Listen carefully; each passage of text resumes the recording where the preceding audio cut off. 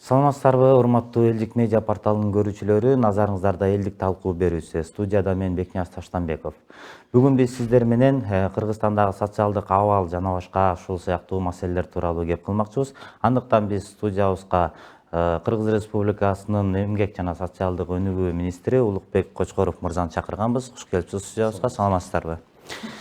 Алгачкы сөздүн башында айтсаңыз, бүгүнкү Кыргызстандагы социалдык абалдын абалы жөнүндө кандай болуп атат, эмне маселелер болуп атат? Министрлик кызматка келгениңизге 1 жылдын 100 болуп отурат жакынданан. Ушул 1 жыл ичинде эмнелерди көрө алдыңыз жана эмнелерди аткара алдыңыз? Социалдык кырдаалды мындай айтуу үчүн кээ бир мындай статистикалык маалыматтарга көз чаптырсак дегенде, мына бүгүнкү Кыргызстанда миллионго жакын жарандарыбыз сыртта жумуш тап жүргөндүгү, ошол эле учурда мына расмий улуттук статистика комитетинин маалыматы боюнча 1,5 миллионго чейин жакыр адамдардын болгондугу, демек социалдык маселе Кыргызстанда курч экенин билдирет. Ошол тагыраак айтсам 1,429,000 адам бүгүнкү күндө жакыр болуп эсептелинет. Ошонун ичинен 762,000 балдар, ушу жакыр үй бүлөлөрдө тарбияланып жаткан балдар. Демек ушунун баардыгы бүгүн канчалык Кыргызстанда социалдык маселелер оор экенини, курч экенини мындай көрсөтүп турат десем болот да. Эми мына мен жумушка келгениме дагы 1 жылга жакындап калды, чукулдап калды. 1 жылда эми кандай иш кылганыбызды аны тарых же болбосо эл өзү баалайт болуш керек. Бирок бир топ иштерди биз аракет кылып атабыз. Албетте биздин ойлогон баардык 100% ишке ашкан жок. Буга объективдүү да, субъективдүү дагы көп мындай себептер бар. Бирок негизинен бир кандайдыр бир жылыш же болбосо оңолуу тенденциясы байкалды деп айта алам.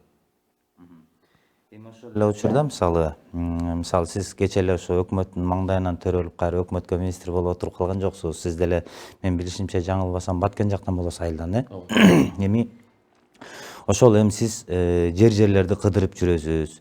Жерлерди жөн эле коелу, ушул борборубузда деле көчө таптап кароосуз жүргөн үй бүлөлөрдүн балдары көп. Эми ошолорго кандай бир чара көрүп атасыздар? Маселен, ошол эле Ош базарда Дордойду алалы, ичинде иштеп жүргөн өспүрүм балдарды аябай көп кездештиребиз. Туура айтасыз. Чын айтканда, Кыргызстандагы миграциялык процесстердин канчалык күч алгандыгын эске алуу менен былтыры биздин социалдык камсыздоо боюнча же болбосо социалдык жөлөк пулдар боюнча мыйзамдын жаңы редакциясы кабыл алынган. Ага ылайык, эгерде мурда социалдык камкордук ушул прописка болгон жеринен, катталган жеринен болуп келген болсо, азыр эми ушу именно миграцияга тартылган элдин тартылгандыгыны эске алуу менен ушу жашаган жеринен деп. То есть маселен Баткенде, Нарында же Жалал Абадта катталган болуп, бирок бул бүгүнкү күндө бул жакта жашап аткан болсо, ушул жерден ошо социалдык бардык кызматтарды алсын, жөлөк пулдарды алсын деген мыйзам кабыл алынган. Бирок тилекке каршы ушул мыйзамды ишке ашырууда дагы бир топ мүчүлүштүктөр бар десем болот. Маселен, ошол эле социалдык жөлөк пулдарга кайрылууда ошол жашаган жериңнен справка алып кел деп. Утурумдук жашаган болсо дагы ушул жерде Батирде жашап атат деген справканы алып кел деген норма бар. Ал норманы эгерде мына Бишкектин өзүндө жашап аткандар алып келе алса, Бишкектин тегерегинде жашаган айрым жаңы конуштар алып келе албайт, себеби ал конуштардын статусу жок. Демек ошол адресте, ошол баланчы үйдө жашап атат деген справканы алып келе албагандыктан бүгүнкү күндө эң муктаж адамдар, себеби биз жакшы билебиз да, новостройкада кимдер жашайт?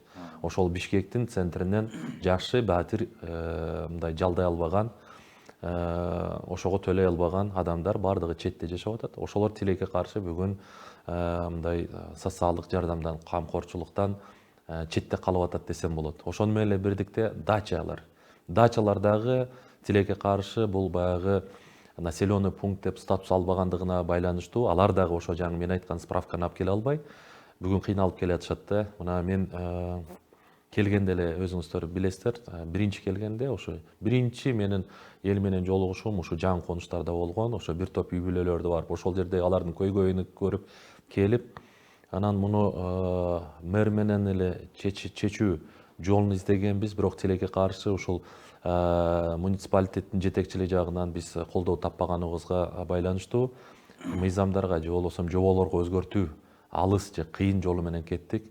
Ал дагы баягы мындай мамлекеттик баягы системада болгон бюрократиянын айынан ушул күнгө чейин кабыл алынбай келет да. Мына биз улам ар бир министерстволор менен баягы макулдашып, аны аппаратка киргизип, ар бир эксперт, ар бир адис өзүнүн пикири бар.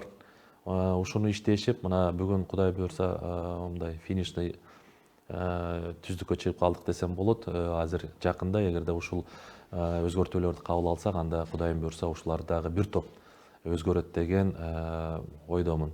Ошону менен эле бирдикте биздин мына социалдык камкордукка алынбагандын бир себеби көп адамдарыбыз баягы паспорту жок болгондон же балдардын күбөлүктөрү жок болгондуктан да болуп келет. Буга дагы бизде болгон нормалардын туура эместигин айтып баса белгилеп кетким келет. Бүгүн тилекке каршы эгерде жаран каттоосу жок болсо, ал паспорт ала албайт. Паспорт ала албагандан кийин балдарына күбөлүк ала албайт. Күбөлүк ала албагандан кийин социалдык жардамдарды же жөлөк пулдарды ала албайт. Ушундай бир топ мүчүлүштүктөр бар. Биз болгон энергиябызды, болгон мүмкүнчүлүгүбүздү ушуларды чечүү боюнча бүгүн аракеттерди көрүп атабыз. Тилекке каршы баягы биз ойлогондой мындай бат чечилбейт. Себеби бул бир гана менин жөнөкөй буйругум менен чечилбейт. Бул мыйзам кабыл алыш керек же болбосо токтом кабыл алыш керек болуп, ошону кабыл алганда баягы регламент боюнча бир топ ар кандай тоскоолдуктар же болбосо кыйынчылыктар болгондуктан ушуну биз азыр тилекке каршы жөнгө сала албай келатабыз. Кудайым буйрса, жакын күндөрдө ушул дагы чечилүү алдында турат.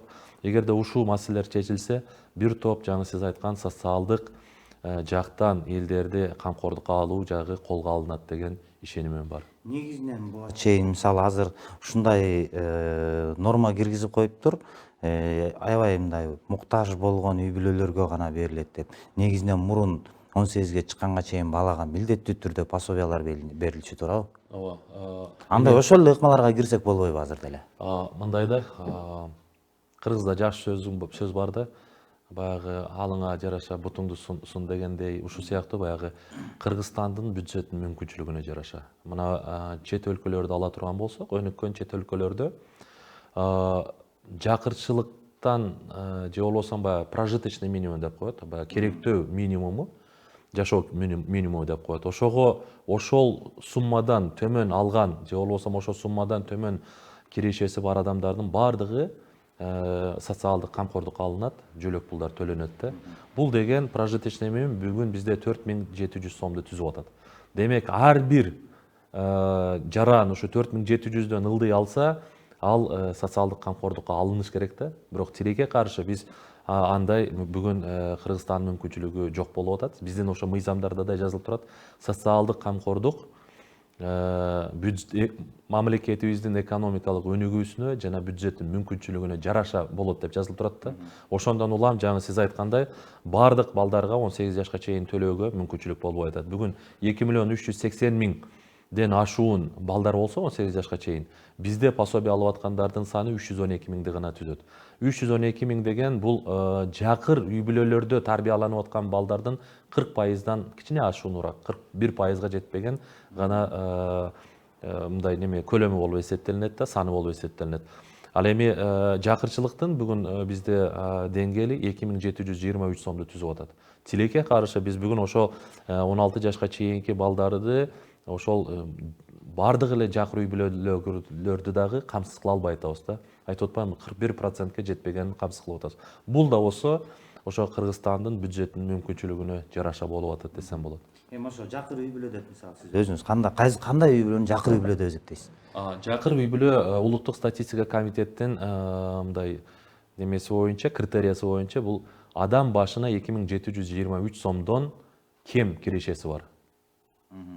адам болуп эсептелинет да. Маселен, сиз келинчегиңиз менен иштеп атсаңыз, экөөңүздүн айлыгыңызды кошуп, балдарыңыз менен баардык баягы үй бүлө мүчөлөрүнө бөлгөндө 2723 сомдон туура келбесе, анда сиз жакыр болуп эсептелинесиз. Бирок биз мына пособияны чегерип атканда, биздин бүгүн пособиябыз жакыр үй бүлөлөрдүн 16 жашка чейинки балдарына беребиз да. Ошондо 3 критерияны аныктаганбыз. Биринчиси бул киреше боюнча адам башына, экинчиси болсо баягы эми кыргыздар мал менен болгондуктан малы боюнча. Эгерде адам башына 4 кой туура келген болсо, анда ал үй бүлө мүмкүнчүлүгү жок да пособия алууга. Анан үчүнчү критерия бул мурда баягы узак мөөнөткө колдонуучу турак жай буюмдарын карап келген, баягы телевизор барбы, холодильниги бар деп, анын баардыгы 1,5 жыл болду. Азыр жаңы мыйзамда баардыгы жокко чыккан. Азыр үчүнчү критерия болуп автоунаа болуп эсептелинет. Автоунаа, эгерде жаңы автоунаасы болсо, 20 жылдан жаңыраак автоунаасы болсо, анда демек ал үй бүлө жакыр эмес. Эгерде 20 жылдан эски болсо, анда жакыр үй бүлөлөр кирет. Дагы бир нюанс. Бул жерде мисалы ошол аймактардан бизге деле жазып атышат, көрөбүз, угуп эле жүрөбүз. Ким пособия алат? Кимдин пособиясы ушундай бир жөлөк пулдарды алат? Баягы эле айыл өкмөттүн тууганы, же айыл өкмөттүн баласы, же болбосо жанагы жаш үй бүлө деп кайра эле ошонун баласы, же болбосо айыл өкмөт болбосо дагы кыскасы ошол айылда аттуу баштуу кадырлуулардын туугандары алат. Ошол эле учурда дагы бир аны эфирден сырткарда сизге айтып берем, ал үй бүлө тууралуучу. Дагы ушундай эмелер бар. Атасы каза болуп калып, 3 баласы менен жалгыз калгандар бар, мисалычы. Ошондойлорду мисалы сиздер өзүңүздөр ошол айыл өкмөттөн барып, кимге биз жөлөк пул берип атабыз, кимге пособия берип атабыз? Ошол сиздерде ошол жакта соц тармакта иштегендер барып текшерүүгө ала алабы? Ооба. Биз Же ага эле кайра эле баягы айыл өкмөт барып чөнтөгүнө 1000 сом салып берип коюп, кайра кетирүүгө сиздер ушундай бир контроль жүргүзө аласыздарбы деп атам да? Мындай 1,5 жыл болду. 1,5 жылдан бери ушул мыйзамга жаңы норма кирген. Мурда жаңы сиз айткандай, айыл өкмөттөгү социалдык комиссиялар чегерип келген болсо, анын ошол бизге сунуштап, ушулар муктаж, ушуларга жөлөк пул бергиле дегендердин 3төн 1-ини гана бизгилер текшерип туруп, анан бардыгына, маселен 100 адамды берсе, ошонун ичинен 30%-ны же 30 кишини текшерип, ошол 100 адамга биз чегерип берчүбүз пособияны.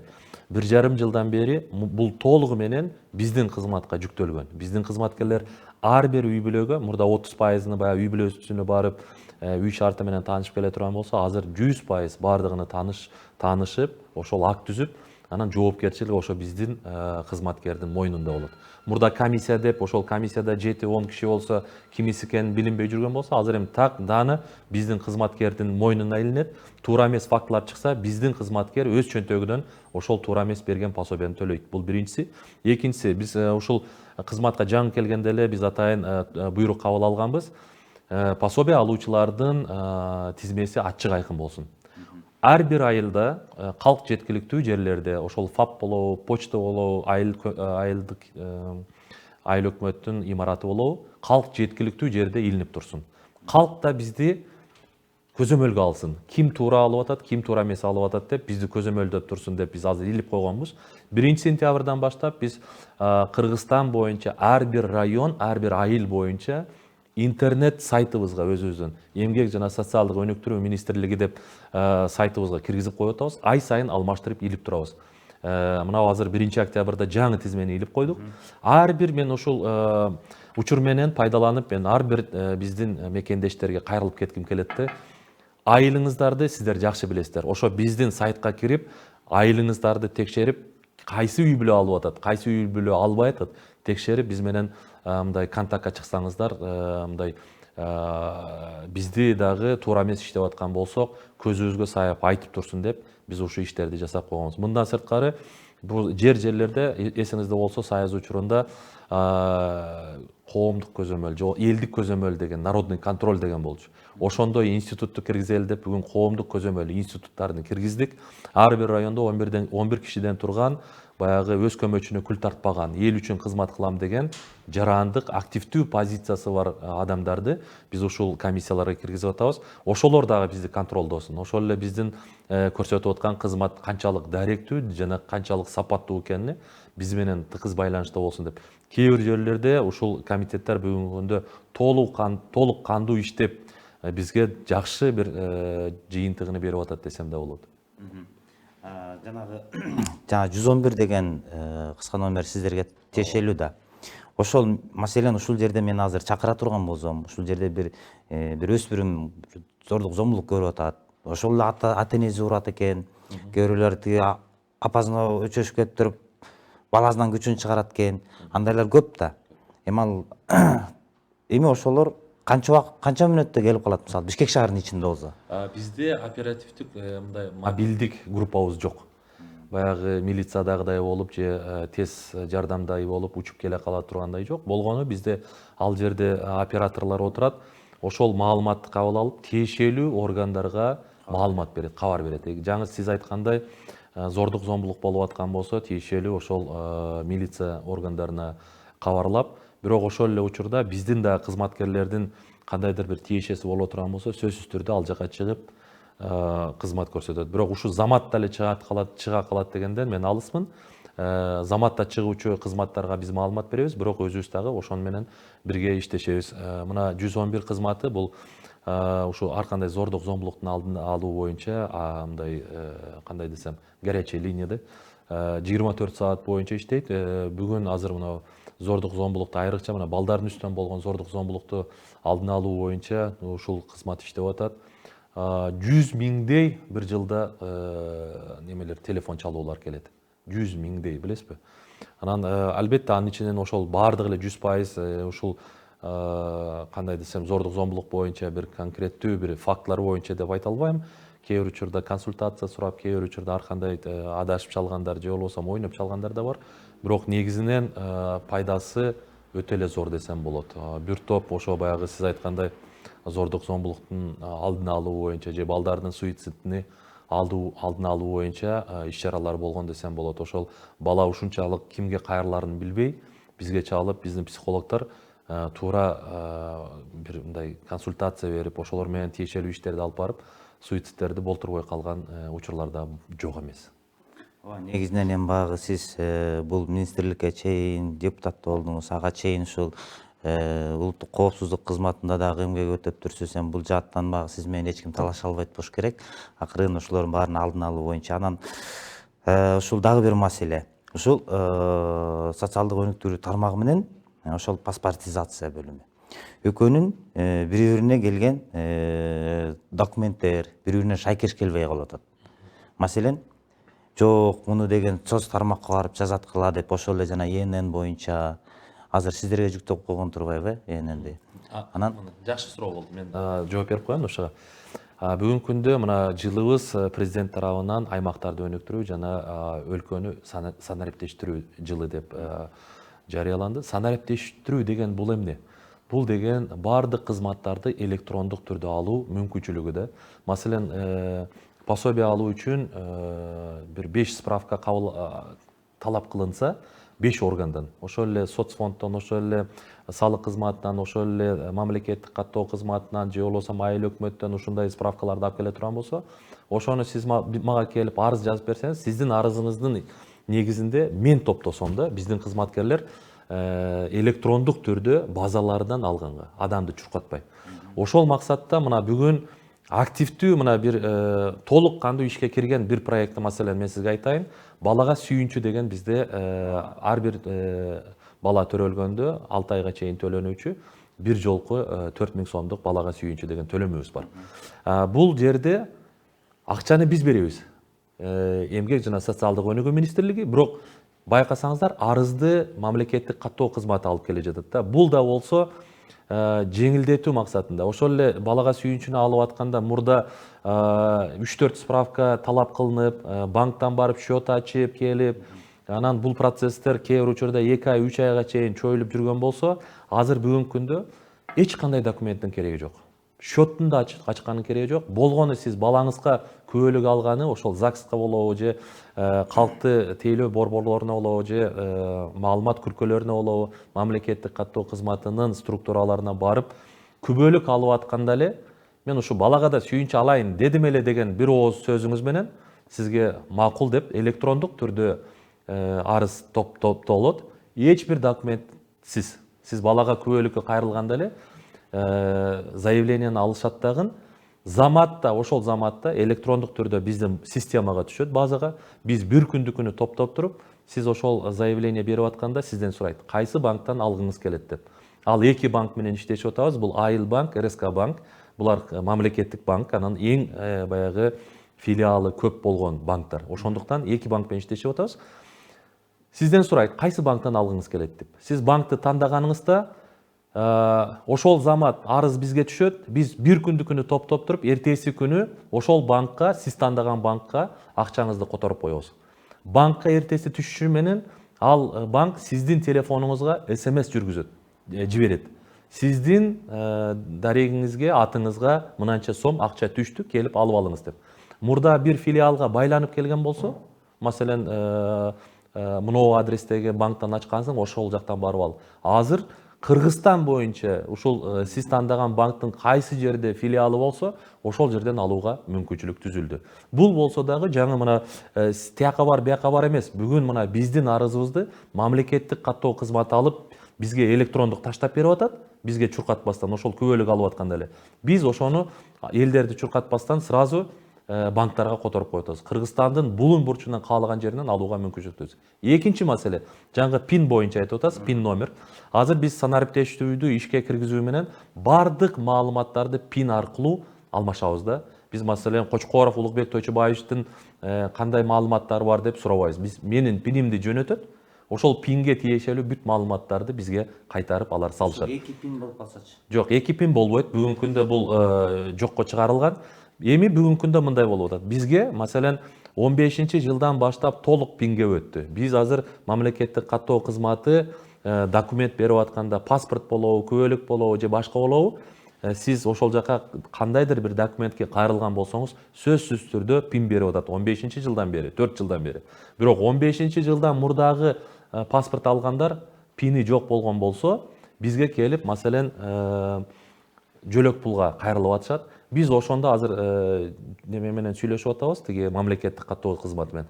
Ошону барып сен ГРСтен пин алып кел деп убаракерчиликке салбастан, биз электрондук түрдө сиздин атыңыздан жаңы балага сүйүнчүгө сиздер аларга арыз бергендей эле, пин үчүн сиздер бизге арыз берип коесуздар, биз электрондук аларга жөнөтөбүз. Пинди бергенден кийин биз сиздерди кайра чуркатпастан эле баягы кызмат көрсөтө беребиз. Ушуга окшогон иштерди азыр болуп атат. Мына санариптешүү жылында Кудай буйрса азыр эң жакшы туура маселе кабыл алынган. Келечекте мындай болуш керек. Кыргызстандын жараны бар, кыргызстандык мамлекеттик орган бар.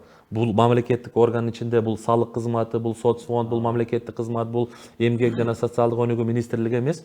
Ошол барган жерден бүт кызматтарды толук кандуу алууга мүмкүнчүлүк түзөт. Ошо санариптешүүнүн акыркы жыйынтыгында, акыркы этабында биз ушуга келебиз да. Сиз ойлонуп отурбайсыз, мен ГРСке барышым керек эле же соцфондко барышым керек деп.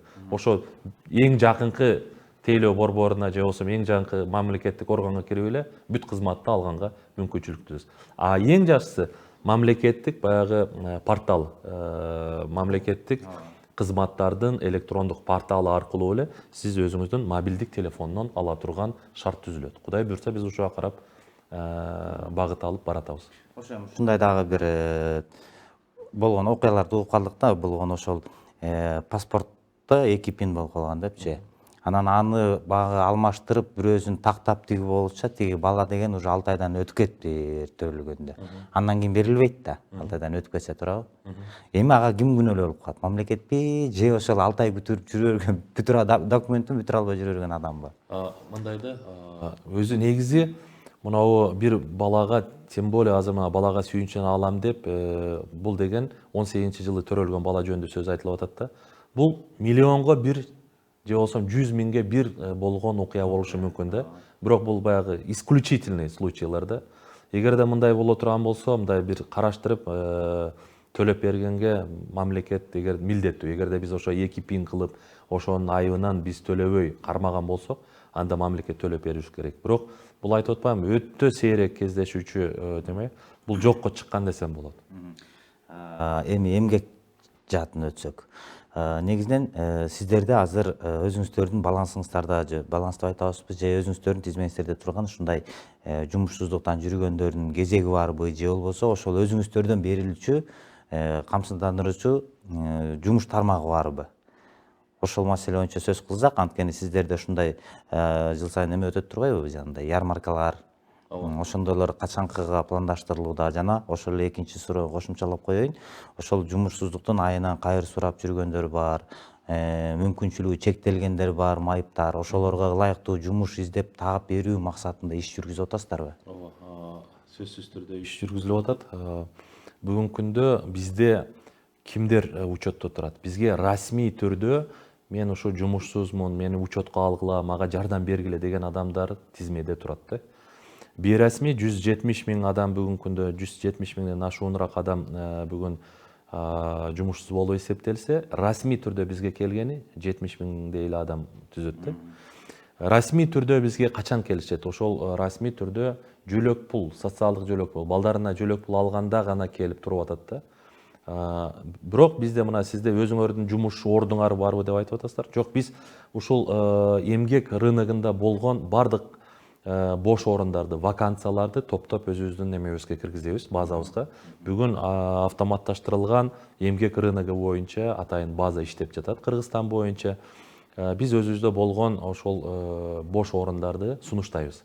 Мындан сырткары, эгерде ошол жерден жумуш таппай турган болсо, адистигин алмаштырам десе, маселен, сиз ким дейли, экономистсиз, экономисттик боюнча бүгүн жумушчу таппай, сварщик болуп иштейт элем, же болбосо парикмахер болуп иштейт элем десеңиз, окутуп беребиз.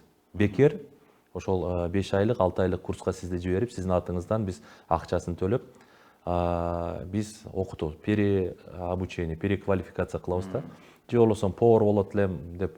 Бүгүн ошол эмгек рыногунда кайсы кесиптерге талап болсо, биз ошолорго окутабыз.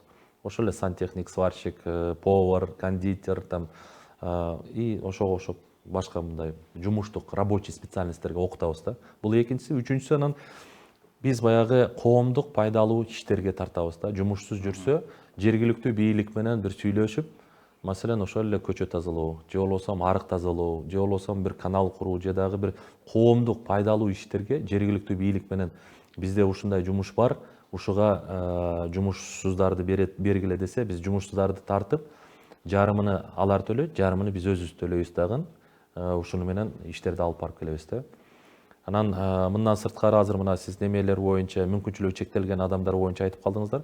Атайын квоталар бар. Квоталарды биз ушу жергиликтүү бийлик менен ушу ишканалар, квотируемый орундарды учетуна алабыз да. Кайсы ишканаларда ошо инвалидтерге атайын орундар бар. Анан ошолорго тиешелүү баягы мүмкүнчүлүгү чектелген адамдарды сунуштайбыз. Албетте, эми биз бүгүн мактана албайбыз. Маселен, бир жылда 690го чейин биз өзүбүзгө милдеттеме алсак, инвалид адамды жумушка орноштурабыз. Болгону мына акыркы бир 5 жылда ала турган болсок, эң көп орноштурганыбыз 190 болду да. 690 ичинен 190. Албетте, бул жерде биздин ишибиз жетишсиз, бирок бул эмне менен байланыштуу да? Биздин ошол майып адамдарыбыздын даярдыгы жок болгондугу, квалификациясы ошого жооп бербегендиги. Маселен, кээ бир ишканалар мага отуруп ушундай ишти инвалид жасай турган иш бар, бирок ага бир кандайдыр бир билим керек, же болбосо мындай жөндөм керек десе, биздин ошо майыптарда ошол билим же болбосо ошол жөндөмдүн жок болгондугу болуп атат.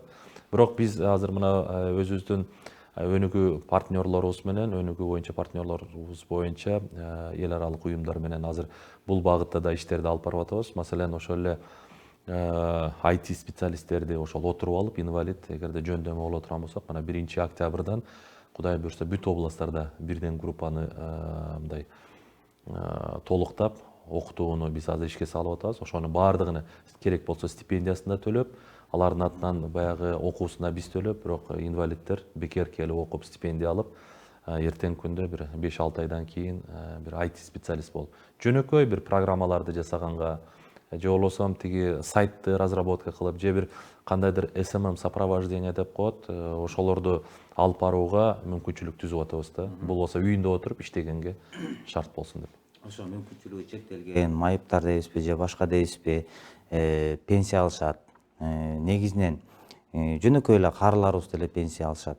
Ушул багытта, пенсия багытында бүгүн эртеңки күнү пенсионерлерди дагы сүйүнтө алабызбы? Жакында эле пенсиялар кичине канчадан көтөрүлдү, Эми ошону дагы мындай кандай пландар болуп атат? Ушулардын пенсиясын дагы мындай жогорулатыппы же пенсиялары жогорулабаса дагы үйүндөгү болгон же ошо электр энергиядан же болбосо башка нерселерден бошотуу боюнча бир иштер жүрүп атабы? Мындай да. Кыргызстанда пенсиялык саясат бул социалдык фондко караштуу да. Биздин министрликке бул тиешелүү эмес. Хотя мен ойлойт элем бул пенсионный политика, социальный политика бул бир жерде болуш керек баардыгычы. Бул биздин астыбызда болуш керек эле да. Бирок мен ошондуктан азыр мен кабарым бар, өкмөттөн атайын чечим кабыл алынып, 1-октябрдан азыр пенсионерлердин пенсиясы көбөйүп атат. Бирок так кимге канча суммада көтөрүлүп аткандыгы боюнча мен адашып калышым мүмкүн, ошондуктан айтпай эле коеюн. Социалдык фонд бул багытта өз иши алып барып атат. Биз тилекке каршы бул маселе менен алектенбейбиз. Биздин дагы убактыбыз соңуна келип жетип калыптыр. Бизге бөлүнгөн убакыт. Сиздин биздин студиябызга келип бергениңизге терең ыраазычылык билдиребиз. Дагы көп студиябыздын коногу болуп бересиз деген ишеничтебиз. Ал эми биз, урматтуу көрүүчүлөр, сиздер менен эмки эфирден жолукканча кош айтышабыз. Сак саламатта болуңуздар.